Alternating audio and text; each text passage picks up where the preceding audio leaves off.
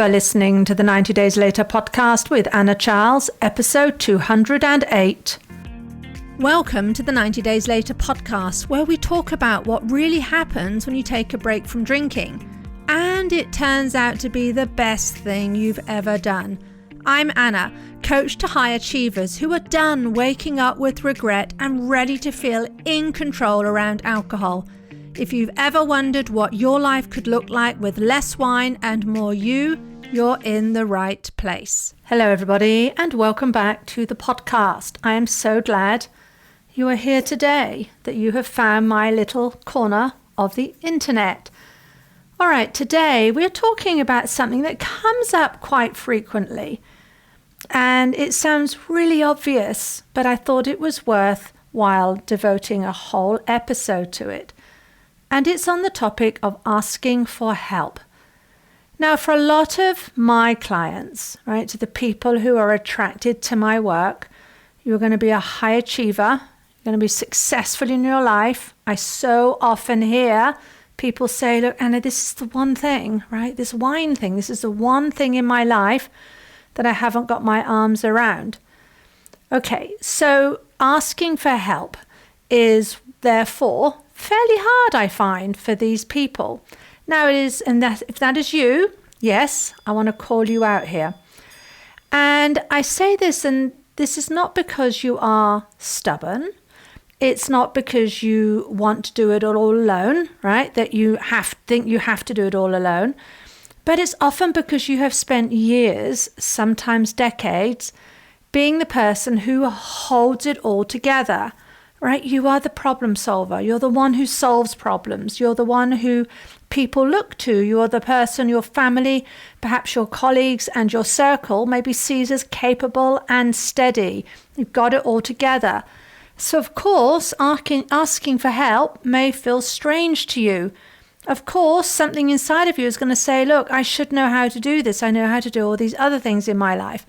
So that's what we're going to talk about. Okay, let's dig in. Now, if you struggle to ask for help, I'm just going to get it out there. There is nothing wrong with you. In fact, it is usually a sign, like I said just now in the intro, that you are used to being competent. You're used to being responsible. You're used to being the one who copes, right? Who people look to. Most of the people I coach carry a belief system that looks something like this. I should know how to do this. I should be able to figure this out by myself. Other people have far bigger problems than me. Asking for help means I'm failing at something that adults should know how to manage. It's obviously not bad enough for me to need support, right? That's that concept of rock bottom, which, by the way, you do not have to reach any kind of rock bottom to say, I'd like some help, please, in figuring this out. Now, these thoughts that I've just listed feel so true that they can stop you before you even consider reaching out, right? They shut down the possibility of getting help. I'd like you to see that, because they convince you that you should already have the answers. So if you should already have the answers, then of course you don't need to ask for help. And when you believe you should already know how to change your drinking, do you know what you're going to do? You're going to create pressure. You're going to create shame. You're going to create a sense of secrecy, right? Something's wrong with you, so you want to hide it from other people. You're going to try to make the change alone because you think that is what you're supposed to do, right? Maybe nobody else in your circle struggles with this, right? Maybe the only help that you see being offered is Alcoholics Anonymous, and you know that absolutely doesn't resonate for you. So we can understand why you might look to yourself and not ask for help. But let me offer something for those of you who maybe you're listening along and you think, oh, I'd like to reach out to Anna, but I'm not sure what she'll think of me. By the way, I think I have only the highest regard for people who do reach out to get help. Listen, you were never taught how to change a drinking habit, right? You were never taught how to manage urges or desire or any kind of emotional discomfort.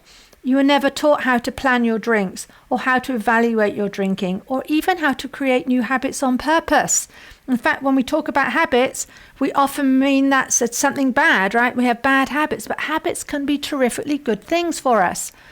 So with all of this being said, why should you magically know how to do it alone? So let's talk now about what it actually costs you when you do keep this all to yourself. First of all, there is the emotional cost. This is where the shame lives, the guilt, the kind of low-level worry, it's always there, the fear that someone might notice you're struggling, the fear that maybe there is something wrong with you. Then there is the mental cost. These are the mental gymnastics, right? The constant thinking about drinking, the back and forth, the planning as to whether this is going to go well tonight or not, the second guessing, the analysing. Am I going to have a drink? Should I? Shouldn't I? I had one yesterday. Maybe I shouldn't. Maybe I'd like to be sober tonight, but I don't want, well, maybe I'm going to be too stressed. I mean, all of this, right? The ruminations that start generally maybe around 3 o'clock. Am I going to have a drink tonight? Carries all the way through. And then there is a behavioral cost, right? You try and do the same thing over and over, and then you wonder why it doesn't work. You say, right, I'm going to go for a dry week. There's going to be no drinking Monday through Wednesday. Maybe you set a rule that you're only going to drink at events, and maybe you're going to have a rule that you're not going to drink on Thursday evening. And then the rule collapses because there's nothing underneath it, right? Nothing underneath has changed. You've just kind of stated this rule without any means or knowledge as to how you're going to follow through on it. And then you end up blaming yourself. You tell yourself you lack discipline, right? When actually all you lack is support and structure. The cost of doing it alone is not only that you drink. The cost is the exhaustion of trying to solve a problem using only the ideas and habits that helped create it. So, how does asking for help actually work when it comes to behavior change? This does not mean you pass responsibility for your life over to somebody else. It means adding fuel to the process. This is what help gives you. It gives you a second brain when yours is tired. It gives you perspective when you're stuck inside your own thoughts. It's one of the things I do as a coach. I'm going to show you your mind. Help gives you structure when motivation is nowhere to be seen. Help gives you accountability that is supportive and not punishing. Help gives you clarity you cannot create when you are in the weeds of your own habit, right? It's not seeing the forest for the trees. And perhaps most importantly, help gives you relief. You feel lighter when someone is in it with you. You stop pretending you are fine. You stop carrying all the mental and emotional weight alone. This is why people change faster inside coaching than they do alone. Not because I do the work for you, but because support shortens the learning curve. Let me share something I hear about constantly. This is when people tell me, look, Anna, I know what to do, I'm just not doing it. This is the moment when asking for help becomes powerful. Because truly, if you did know what to do, you would be doing it, right? And also there's an element here where even knowing the steps doesn't necessarily mean that you will follow through. So the two can be true, right? But in any case, if you did know what you were doing and you were following through, you wouldn't be frustrated. You wouldn't be drinking more than you want, and you certainly wouldn't be wondering how you got back here again. The difference between knowing and doing is support. It's guidance. It's having someone walk with you through the messy parts instead of leaving you alone with them. Once people ask for help, this is what I find time and again, everything kind of gets lighter, everything loosens up. They learn how to sit with emotion instead of escaping it. In fact, back up from that, the moment they say yes to themselves and they say, yes, I'm going to work with you on this. I want to really learn how to do this. A sense of relief can flood through them. When people get help, they build skills they never knew they needed. and their drinking becomes manageable because it is no longer a secret battle they fight alone. So what does asking for help really mean? Well, for starters, it's not a confession. It's a decision. It's not an admission of weakness. It's not a failure. And it's not handing your independence over to someone else. I prefer to see it as being a symbol of strength, of clarity, of saying, I am willing to let this get easier. I am willing to be supported. I am willing to stop carrying the weight of this alone. Listen, you're not meant to cope alone forever. You're not meant to white knuckle your way through your life. You're not even meant to tolerate your life, right? Let's ditch this idea we need alcohol to cope and to tolerate. We don't, right? There are other things that we can be doing. Here's a great benefit of why asking for help is a super idea. When you do this, it speeds things up. You collapse the timeline. You stop guessing. You stop trying to rely on willpower. You stop trying to be good. You stop waiting for a perfect week that never arrives. Support will help you do things like make decisions ahead of time. That is core to what I teach. It's going to help you manage urges instead of fearing them. Feel emotions instead of numbing them. It's going to help you to build consistency and to create a plan that works with your real life. And I'm not just talking there drink plans. I'm creating a plan how you want alcohol to fit or not in your life. You're going to accelerate your progress because someone who understands this work is guiding you. So now I want to get practical. Let's think about how we would ask for help in any other area of our life. Now let's just imagine your laptop develops a problem. Maybe you need to do a backup or there's something wrong with your laptop, right? And you've tried to fix it. You've watched the YouTube videos. You've clicked through the tutorials. You've Googled 10 different things and it still didn't work. Would you sit there thinking, I'm a failure as a human being? Would you conclude that you were weak? Would you tell yourself, other people figure this out, why can't I?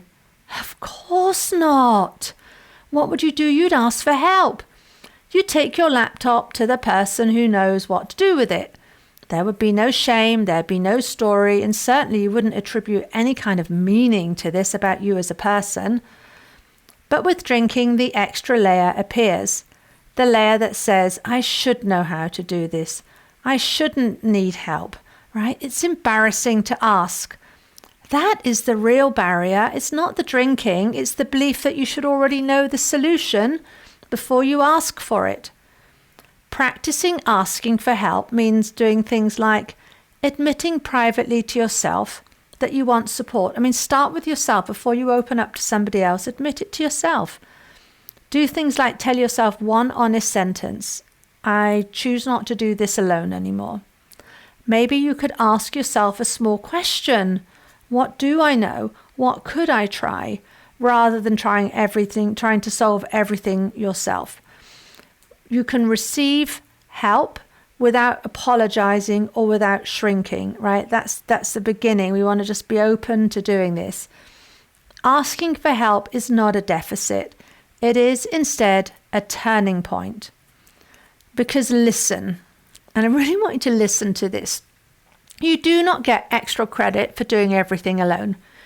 You do not become stronger by pretending you are fine. Strength is letting yourself be supported. Strength is letting someone walk with you through the hard parts. Strength is saying, I want this to be easier. You deserve support. You deserve the sense of clarity of the way forward. You deserve a way of changing your drinking that does not rely on pressure or perfection. Yes, you deserve all of those things. Now listen, if you are listening to this and you want deeper support, if you are tired of trying to figure this out alone, I do want you to book a discovery call with me. Do it now. Go to 90dayslater.co and click on the book a call.